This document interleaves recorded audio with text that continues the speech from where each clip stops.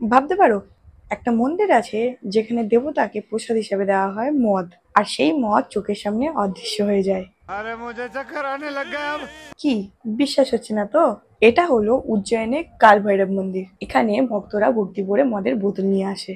कैसे कैसे लोग रहते हैं यार यहाँ पर।